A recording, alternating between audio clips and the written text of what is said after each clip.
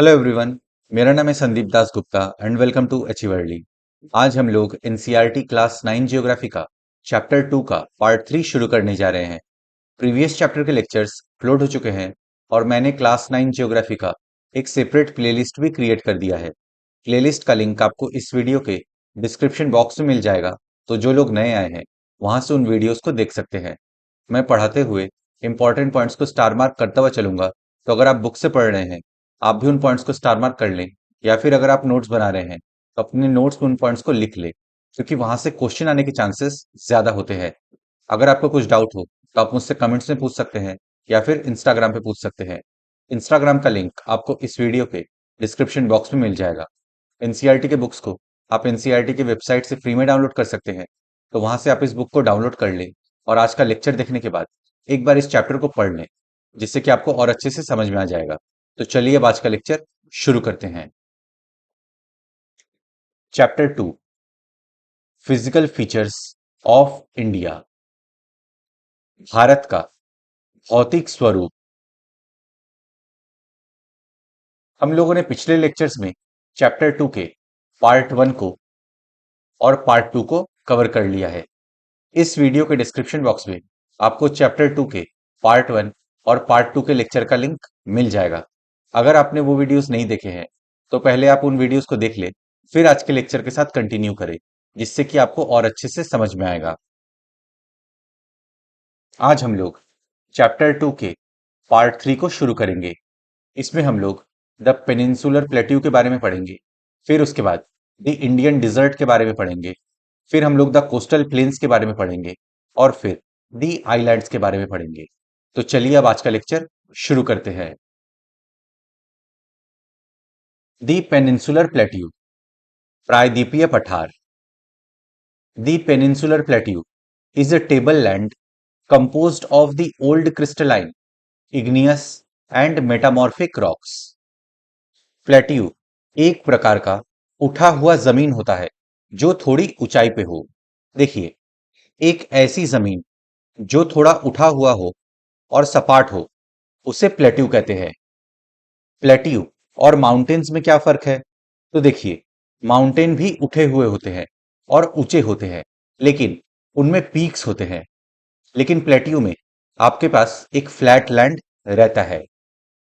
Peninsular plateau old crystalline, igneous और metamorphic rock से बना है।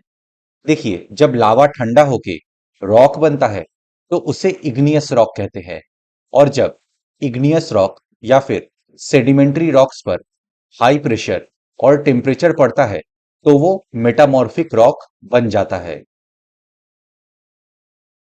प्रायद्वीपीय पठार एक मेज की आकृति वाला स्थल है जो पुराने क्रिस्टलीय, आग्नेय तथा रूपांतरित शैलों से बना है।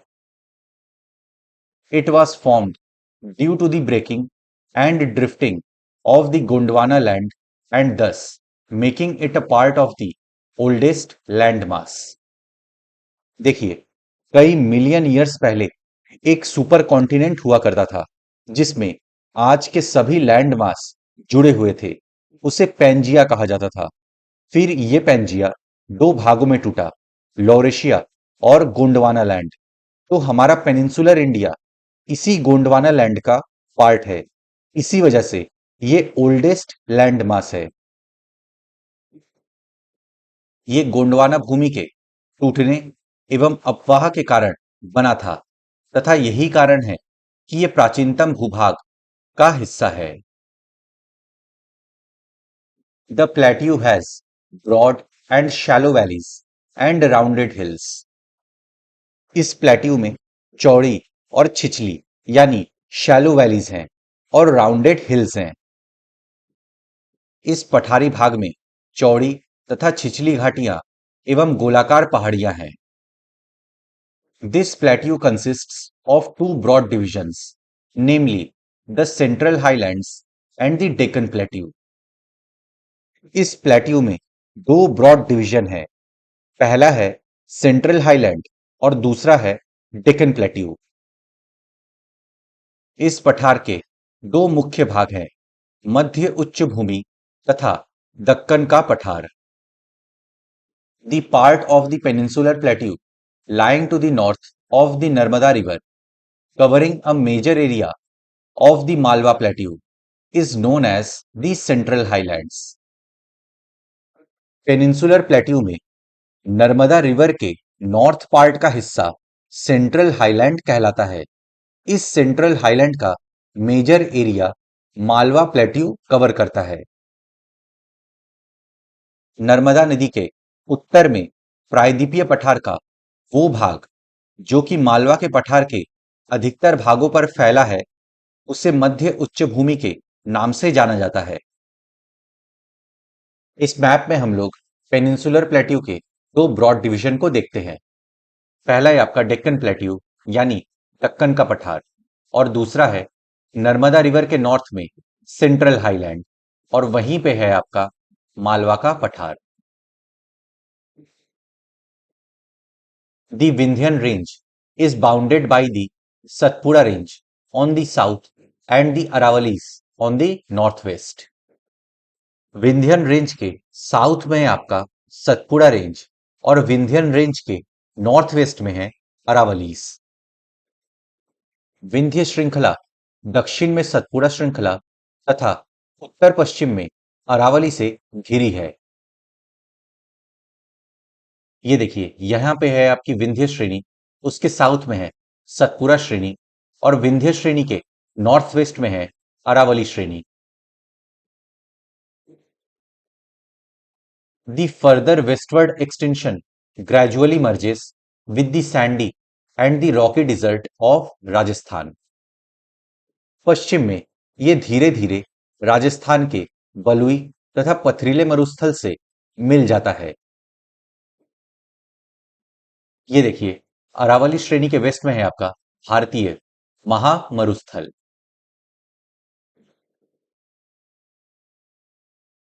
The flow of the rivers draining this region, namely the Chambal, the Sindh, the Betwa and the Ken, is from southwest to northeast, thus indicating the slope.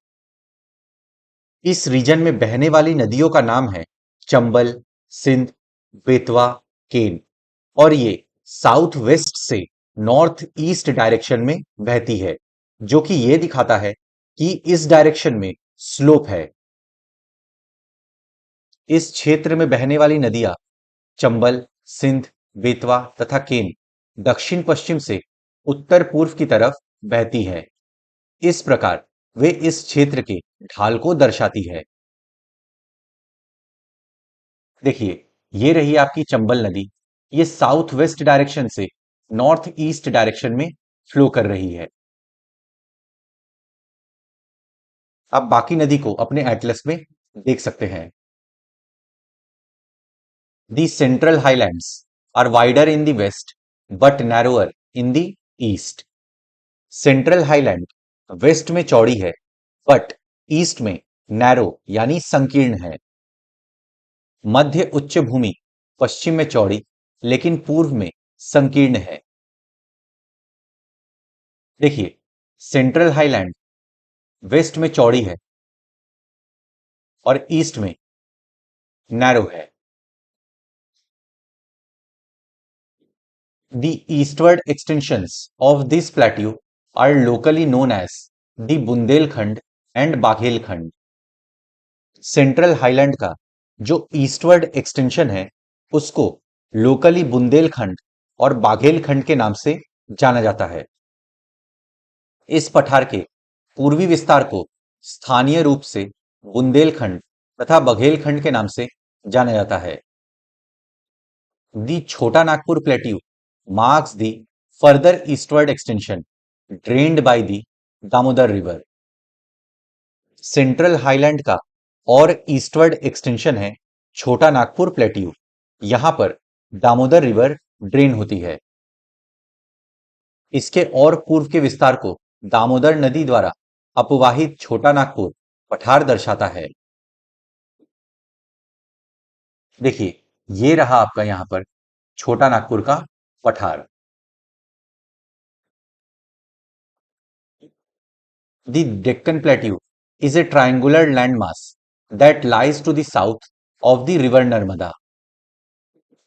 Narmada river के साउथ में जो ट्रायंगुलर लैंडमास है उसको Deccan plateau कहते हैं। दक्षिण का पठार एक त्रिभुजाकार भूभाग है जो नर्मदा नदी के दक्षिण में स्थित है।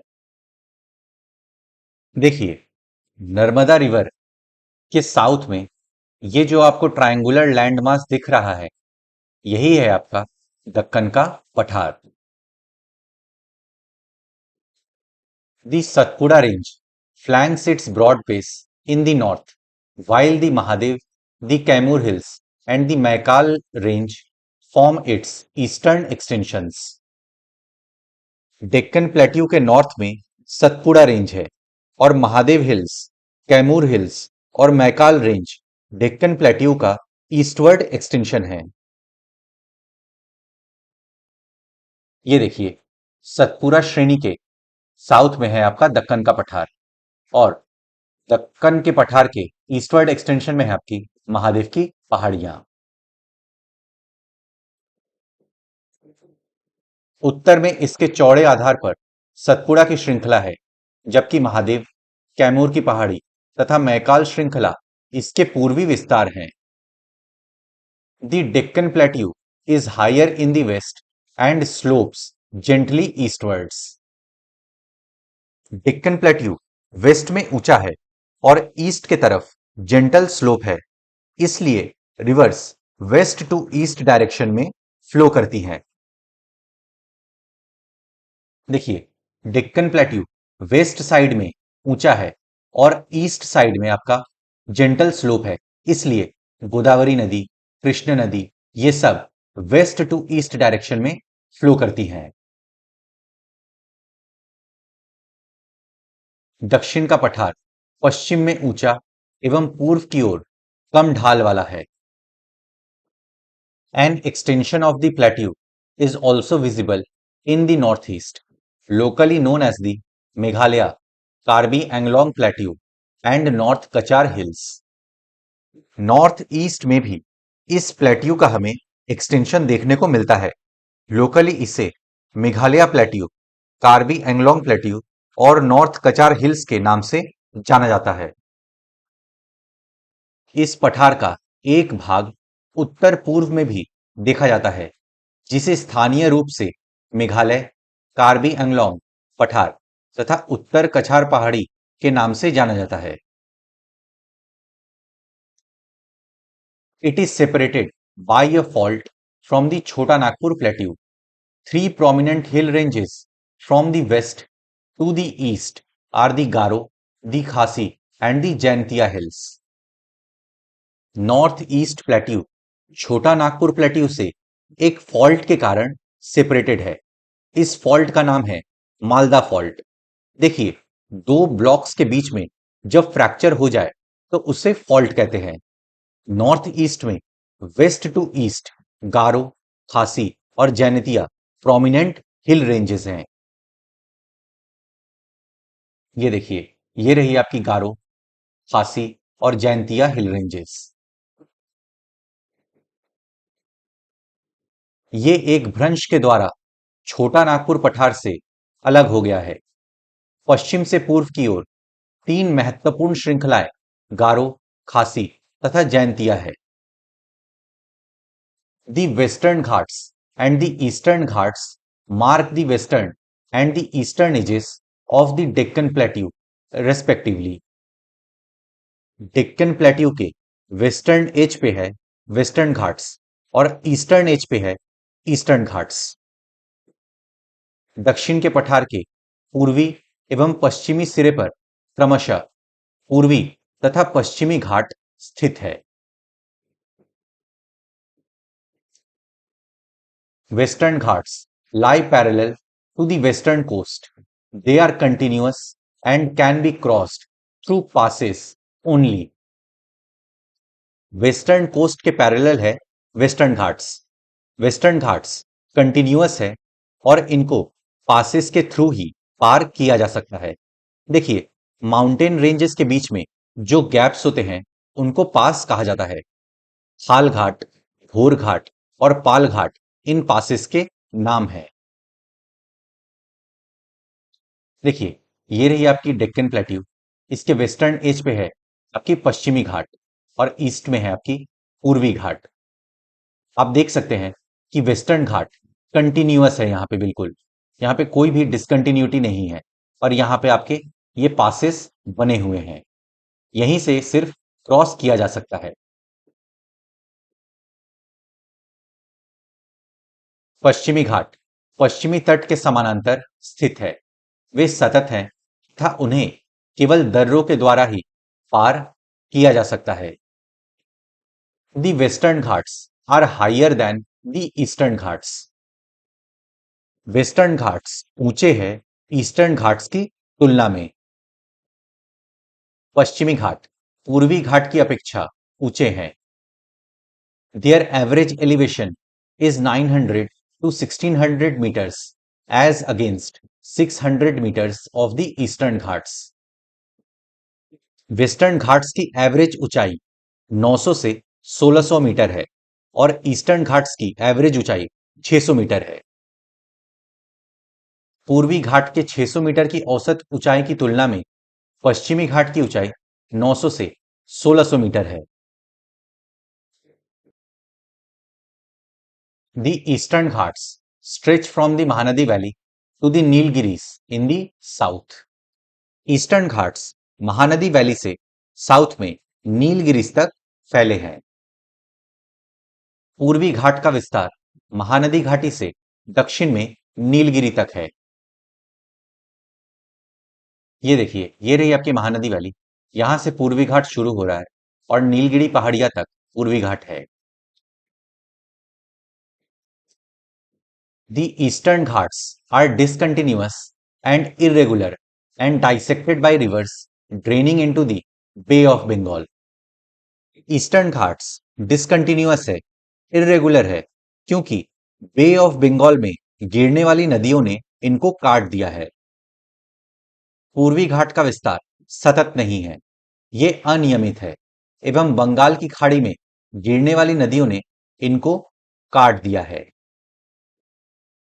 देखिए, हमने मैप में देखा कि वेस्टर्न घाट्स कैसे कंटिन्यूअस हैं, लेकिन ईस्टर्न घाट्स कंटिन्यूअस नहीं है। इसमें बे ऑफ बंगाल में गिरने वाली नदियां कृष्ण नदी, गोदावरी नदी ने इस ईस्टर्न घाट को काट दिया है। The western Ghats cause orographic rain by facing the rain-bearing moist winds to rise along the western slopes of the Ghats. Western Ghats में ओरोग्राफिक रेनफॉल यानी पर्वतीय वर्षा होती है। इसको समझते हैं। यहां पर है आपके वेस्टर्न घाट्स, तो इस तरफ से जब मॉइस्ट विंड्स आती हैं तो ये पहाड़ों से आकर टकराती हैं और वेस्ट स्लोप के जरिए ऊपर की ओर उठने लग जाती हैं। ऊपर उठने की वजह से ये ठंडी होती हैं और इसमें जो वाटर ड्रॉपलेट्स होते हैं वो कंडेंस होते हैं और फिर क्लाउड फॉर्मेशन होता है और फिर बारिश होती है। पश्चिमी घाट में पर्वतीय वर्षा होती है। ये वर्षा घाट के पश्चिमी ढाल पर आर्द्र हवा के टकराकर ऊपर उठने के कारण होती है। The Western Ghats are known by different local names. Western Ghats को अलग अलग स्थानीय नामों से भी जाना जाता है। पश्चिमी घाट को विभिन्न स्थानीय नामों से जाना जाता है। The height of the Western Ghats progressively increases from north to south. North से साउथ की ओर जाते हुए वेस्टर्न घाट्स की ऊंचाई बढ़ती है। पश्चिमी घाट की ऊंचाई उत्तर से दक्षिण की ओर बढ़ती जाती है। The highest peaks include the Anaimudi and the Doda Beta. Western Ghats में हाईएस्ट पीक्स है अनाईमुडी और डोडा बेटा की। इस भाग के शिखर ऊंचे हैं जैसे अनाईमुडी तथा डोडा बेटा। ये देखिए, ये रही आपकी अनाईमुडी पीक।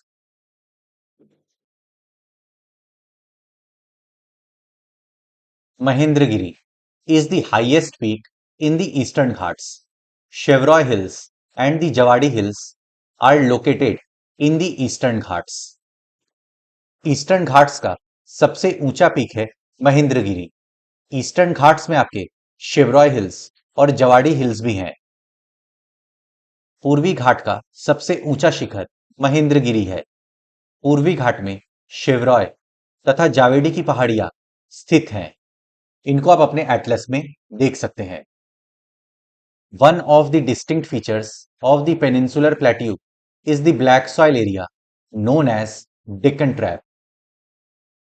पेनिनसुलर प्लेट्यू की एक खास बात है यहाँ का ब्लैक सॉइल, जिसे डेक्कन ट्रैप भी बोला जाता है।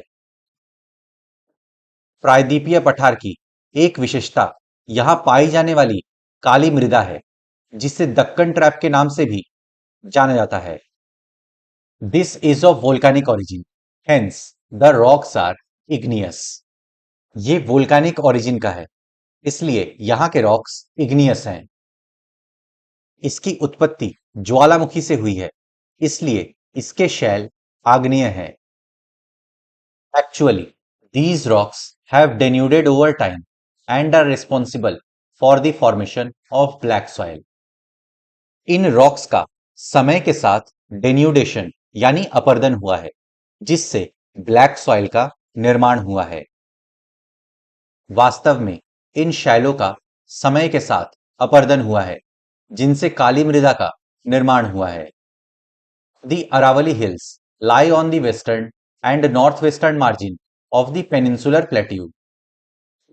पेनिनसुलर प्लेट्यू के वेस्टर्न और नॉर्थ वेस्टर्न मार्जिन पर अरावली हिल्स हैं। अरावली की पहाड़ियां प्रायद्वीपीय पठार के पश्चिमी एवं उत्तर पश्चिमी किनारे पर स्थित हैं। देखिए, पेनिनसुलर प्लेट्यू के वेस्टर्न और नॉर्थ वेस्टर्न मार्जिन पर आपके अरावली श्रेणी है। These are highly eroded hills and are found as broken hills. They extended from Gujarat to Delhi in a southwest northeast direction. Aravalli hills Gujarat से दिल्ली साउथवेस्ट से नॉर्थ ईस्ट डायरेक्शन में मिलते हैं। ये हाईली एरोडेड हिल्स हैं और ब्रोकन हिल्स हैं। ये बहुत अधिक अपर्दित एवं खंडित पहाड़ियां हैं। ये गुजरात से लेकर दिल्ली तक दक्षिण पश्चिम एवं उत्तर पूर्व दिशा में फैली हैं। देखिए, साउथ वेस्ट डायरेक्शन से नॉर्थ ईस्ट डायरेक्शन में ये अरावली श्रेणी फैली है। अब हम लोग का नेक्स्ट टॉपिक है द इंडियन डिजर्ट, भारतीय मरुस्थल। The Indian desert lies towards the western margins of the Aravalli Hills. Aravalli hills के वेस्ट में थार डिजर्ट है। अरावली पहाड़ी के पश्चिमी किनारे पर थार का मरुस्थल स्थित है। It is an undulating sandy plain covered with sand dunes. Thar desert एक सैंडी प्लेन है जहां सैंड ड्यून्स देखने को मिलते हैं। ये बालू के टिब्बों से ढका एक तरंगित मैदान है। This region receives very low rainfall below 150 mm per year. इस क्षेत्र में बहुत कम बारिश होती है, 150 mm पर ईयर से भी कम। इस क्षेत्र में प्रतिवर्ष 150 मिलीमीटर से भी कम वर्षा होती है। It has arid climate with low vegetation cover. यहाँ एरिड क्लाइमेट है यानी शुष्क जलवायु है और इस क्षेत्र में वेजिटेशन कवर भी बहुत लो है। इस शुष्क जलवायु वाले क्षेत्र में वनस्पति बहुत कम है। Streams appear during the rainy season, soon after they disappear into the sand as they do not have enough water to reach the sea. Luni is the only large river in this region. Rainy season में water streams नजर आते हैं और उसके बाद ये streams बालू में ही डिसअपियर हो जाते हैं। इन वाटर स्ट्रीम्स में इतना पानी नहीं होता कि वो समुद्र तक जा सके, इसलिए उससे पहले ही डिसअपियर हो जाते हैं। इस क्षेत्र में लूनी रिवर सबसे बड़ी नदी है। वर्षा ऋतु में ही कुछ सरिताएं दिखती हैं और उसके बाद वे बालू में ही विलीन हो जाती हैं। पर्याप्त जल नहीं मिलने से वे समुद्र तक नहीं पहुंच पाती हैं। केवल लूनी ही इस क्षेत्र की सबसे बड़ी नदी है। Barchans, crescent shaped dunes cover large areas, but longitudinal dunes become more prominent near the Indo-Pakistan boundary. इस डिजर्ट एरिया में बारकन्स बनते हैं जो कि अर्धचंद्राकार सैंड ड्यून्स होते हैं। ये बारकन्स एक लार्ज एरिया कवर करते हैं, लेकिन longitudinal dunes Indo Pakistan boundary के पास ज्यादा प्रोमिनेंटली पाए जाते हैं। बरकान का विस्तार बहुत अधिक क्षेत्र पर होता है, लेकिन लंबवत टीले भारत पाकिस्तान सीमा के समीप प्रमुखता से पाए जाते हैं। अब हम लोग का नेक्स्ट टॉपिक है दी कोस्टल प्लेन्स, तटीय मैदान। दी peninsular plateau is flanked by stretch of narrow coastal strips running along the Arabian Sea on the west and the Bay of Bengal on the east. Peninsular plateau के किनारे narrow coastal strips है, waste में Arabian सी के along है और east में बे of Bengal के along है। प्रायद्वीपीय पठार के किनारों संकीर्ण तटीय पट्टियों का विस्तार है। ये पश्चिम में अरब सागर से लेकर पूर्व में बंगाल की खाड़ी तक विस्तृत हैं। The western coast sandwiched between the western Ghats and the Arabian sea is a narrow plain. Western Ghats और अरेबियन सी के बीच में है वेस्टर्न कोस्ट। ये एक नैरो प्लेन है। पश्चिमी तट पश्चिमी घाट तथा अरब सागर के बीच स्थित एक संकीर्ण मैदान है। देखिए, ये रहा आपका पश्चिमी घाट, वेस्टर्न घाट और अरब सागर के बीच में ये जो पोर्शन है यही है आपका वेस्टर्न कोस्ट, और इस तरफ है आपका ईस्टर्न कोस्ट और ईस्ट में आपका बंगाल की खाड़ी। It consists of 3 sections. The northern part of the coast is called the Konkan. The central stretch is called the Kannada Plain, while the southern stretch is referred to as the Malabar Coast. Western coast में 3 section हैं। Coast के north portion को कोंकण कहा जाता है, central portion को Kannada plane कहा जाता है और साउथ पोर्शन को मालाबार कोस्ट कहा जाता है। इस मैदान के 3 भाग हैं। तट के उत्तरी भाग को कोंकण, मध्य भाग को कन्नड़ मैदान एवं दक्षिणी भाग को मालाबार तट कहा जाता है। ये देखिए, नॉर्थ पोर्शन को कोंकण, बीच में है आपका कन्नड़ प्लेन और नीचे है आपका मालाबार तट। The plains along the bay of Bengal are wide and level. Eastern coast में जो प्लेन है वो चौड़ा और समतल है, वाइड है, क्योंकि ईस्टर्न घाट्स डिसकंटिन्यूअस है। ये देखिए, आपका जो ईस्टर्न कोस्ट है वो वाइड है, चौड़ा है। बंगाल की खाड़ी के साथ विस्तृत मैदान चौड़ा एवं समतल है। In the northern part it is referred to as the northern Circars, while the southern part is known as the Coromandel coast. Eastern coast के नॉर्दर्न भाग को नॉर्दर्न सरकार कहते हैं और साउदर्न पार्ट को कोरोमंडल कोस्ट कहते हैं। उत्तरी भाग में इसे उत्तरी सरकार कहा जाता है, जबकि दक्षिणी भाग कोरोमंडल तट के नाम से जाना जाता है। देखिए, ईस्टर्न कोस्ट के नॉर्दर्न पार्ट को उत्तरी सरकार कहा जाता है और साउथ पोर्शन को कोरोमंडल तट कहा जाता है। Large rivers such as the Mahanadi, the Godavari, the Krishna and the Kaveri have formed extensive delta on this coast. Eastern coast पर बड़ी बड़ी नदियां जैसे महानदी, गोदावरी, कृष्णा, कावेरी बहुत विशाल डेल्टा बनाती हैं।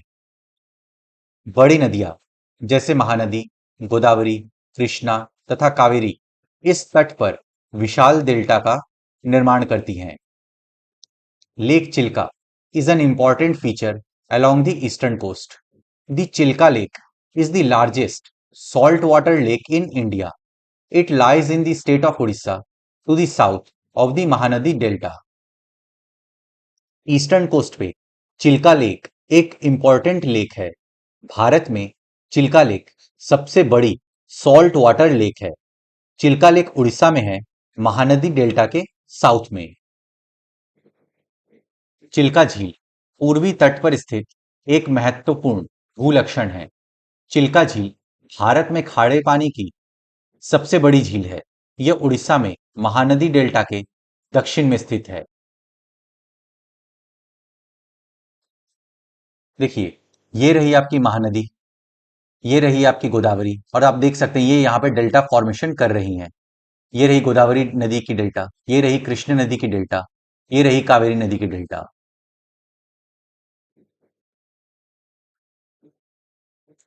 अब हम लोग का नेक्स्ट टॉपिक है दी आइलैंड्स, द्वीप समूह।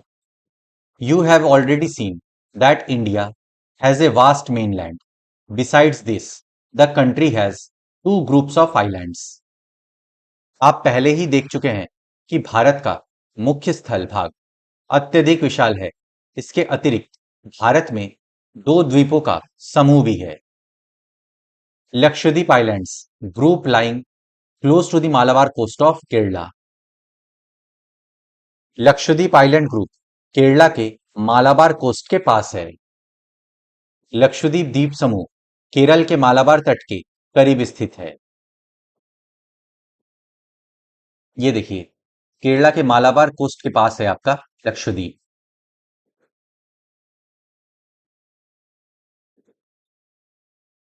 This group of islands is composed of small coral islands.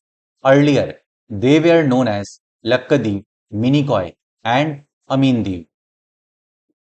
ये group of island small coral island का बना है। पहले इनको लक्कद्वीप, मिनिकॉय और अमीन द्वीप के नाम से जाना जाता था। द्वीपों का ये समूह छोटे प्रवाल द्वीपों से बना है। पहले इनको लक्कद्वीप, मिनिकॉय तथा अमीन द्वीप के नाम से जाना जाता था। इन 1973 these were named as Lakshadweep. 1973 में इनका नाम लक्षद्वीप रखा गया। 1973 में इनका नाम लक्षद्वीप रखा गया। It covers small area of 32 square kilometre. Kavaratti island is the administrative headquarters of Lakshadweep. ये 32 स्क्वायर किलोमीटर के एक छोटे से एरिया में फैला है। कावरती आइलैंड लक्षद्वीप का एडमिनिस्ट्रेटिव हेडक्वार्टर है। ये 32 वर्ग किलोमीटर के छोटे से क्षेत्र में फैला है। कावरती द्वीप लक्षद्वीप का प्रशासनिक मुख्यालय है। This island group has great diversity of flora and fauna. इस ग्रुप ऑफ आइलैंड में फ्लोरा एंड फाउना का बहुत अच्छा डाइवर्सिटी है। इस द्वीप समूह पर पादप तथा जंतु के बहुत से प्रकार पाए जाते हैं। The Pitti island which is uninhabited has a bird sanctuary. Pitti island जहां लोग नहीं रहते हैं वहां एक बर्ड सेंचुअरी है। पिटली द्वीप जहां मनुष्य का निवास नहीं है वहां एक पक्षी अभयारण्य है। Now you see the elongated chain of islands located in the Bay of Bengal extending from north to south. These are Andaman and Nicobar Islands. अब बंगाल की खाड़ी में उत्तर से दक्षिण के तरफ फैले द्वीपों की श्रृंखला की ओर ध्यान दीजिए। यह अंडमान एवं निकोबार द्वीप है। ये देखिए, ये रहा आपका अंडमान एंड निकोबार द्वीप समूह। They are bigger in size and are more numerous and scattered. Andaman and Nicobar island size में बड़ा है, बहुत सारे हैं और स्कैटर्ड यानी बिखरे हुए हैं। ये द्वीप समूह आकार में बड़े, संख्या में बहुल तथा बिखरे हुए हैं। The entire group of islands is divided into two broad categories, the Andaman in the north and the Nicobar in the south. ये ग्रुप ऑफ आइलैंड दो भागों में डिवाइडेड है, नॉर्थ में अंडमान और साउथ में निकोबार। ये द्वीप समूह मुख्यतः दो भागों में बांटा गया है, उत्तर में अंडमान तथा दक्षिण में Nicobar. It is believed that these islands are an elevated portion of submarine mountains. देखिए, ऐसा माना जाता है कि ये आइलैंड्स सबमरीन माउंटेन्स यानी समुद्र में डूबे हुए माउंटेन रेंज के शिखर हैं। ये माना जाता है कि ये द्वीप समूह निमज्जित पर्वत श्रेणियों के शिखर हैं। These island groups are of great strategic importance for the country. Andaman and Nicobar island Bharat के लिए बहुत स्ट्रेटेजिक इंपॉर्टेंस रखते हैं, हमारे सिक्योरिटी पर्पस के लिए। ये द्वीप समूह देश की सुरक्षा के लिए बहुत महत्वपूर्ण है। There is great diversity of flora and fauna in this group of islands too. इस आइलैंड पे भी फ्लोरा और फाउना की बहुत अच्छी डाइवर्सिटी है। इन द्वीप समूह में पाए जाने वाले पादप एवं जंतुओं में बहुत अधिक विविधता है। These islands lie close to equator and experience equatorial climate and has thick forest cover. ये आइलैंड इक्वेटर के पास हैं, इसलिए यहां पर इक्वेटोरियल क्लाइमेट रहता है और यहां पर थिक फॉरेस्ट कवर है।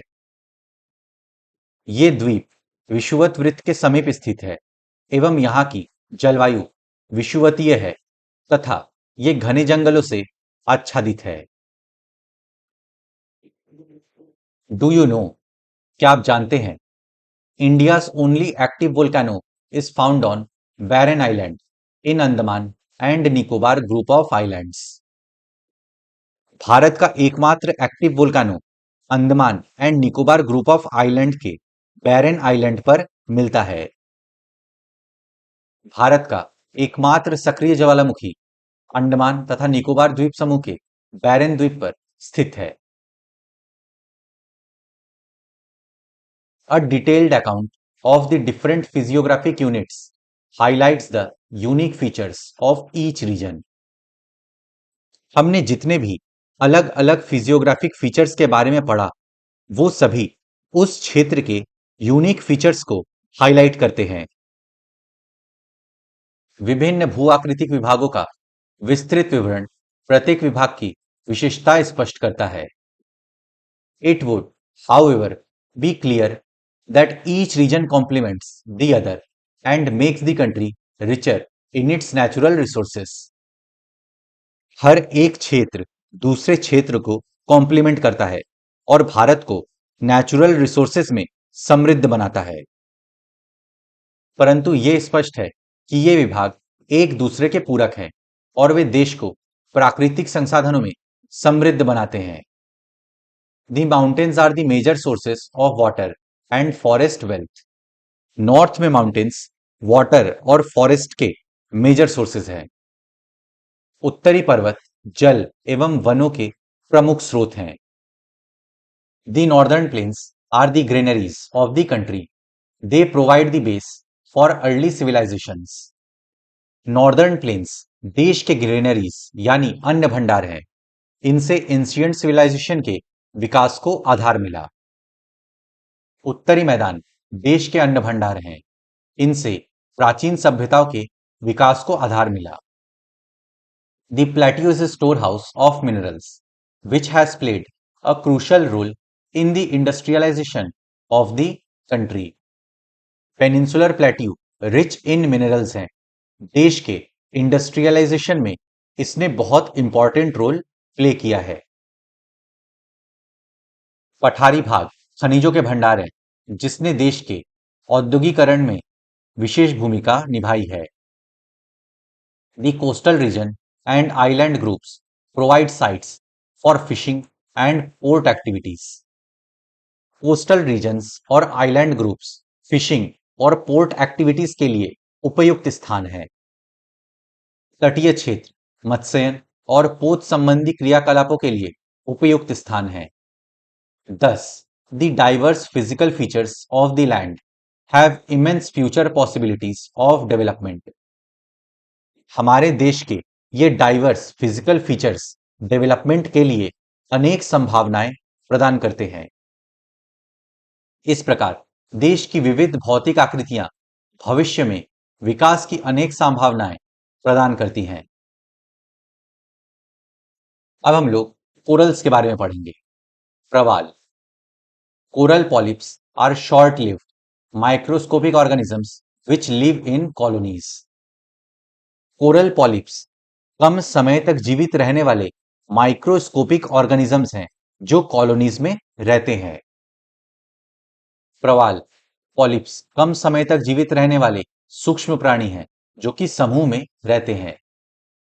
दे flourish in shallow, mud free and warm waters. वे शैलो यानी छिछले, मड फ्री और वार्म वाटर में फ्लरिश करते हैं।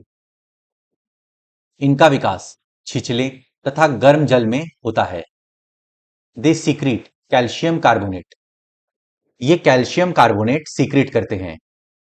इनसे कैल्शियम कार्बोनेट का स्राव होता है। The coral secretion and their skeletons from coral deposits in the form of reefs. They are mainly of three kinds: barrier reef, fringing reef and atolls. ये जो कोरल सिक्रेशन होता है और उनके स्केलेटन्स कोरल डिपॉजिट्स बनाते हैं reefs के form में, ये मेनली तीन तरह के होते हैं: बैरियर रीफ, फ्रिंजिंग रीफ और एटॉल्स। प्रवाल स्राव एवं प्रवाल अस्थियां टीले के रूप में निक्षेपित होती हैं। ये मुख्यतः तीन प्रकार के होते हैं। पहला प्रवाल रोधिका, दूसरा तटीय प्रवाल भित्ति तथा तीसरा प्रवाल वलय द्वीप। The great barrier reef of Australia is a good example of the first kind of coral reefs. Australia का ग्रेट बैरियर रीफ प्रवाल रोधिका का अच्छा उदाहरण है। एटॉल्स आर सर्कुलर और horse shoe shaped coral reefs. Atolls circular shape या फिर horse shoe shape के coral reefs होते हैं। प्रवाल वलय द्वीप गोलाकार या हॉर्स शू आकार वाले रोधिका होते हैं। तो फ्रेंड्स, इसी के साथ हम लोग का चैप्टर 2 समाप्त होता है। मैं आशा करता हूं कि आपको सब कुछ समझ में आ गया होगा। अगर आपको फिर भी कुछ डाउट है तो आप मुझसे कमेंट्स में पूछ सकते हैं या फिर इंस्टाग्राम पे पूछ सकते हैं। अपने फ्रेंड्स के साथ इस वीडियो को शेयर करें। वीडियो पसंद आए तो लाइक करें, चैनल को सब्सक्राइब करें। मैं मिलता हूं आपसे नेक्स्ट लेक्चर में। Good day to everyone. जय हिंद।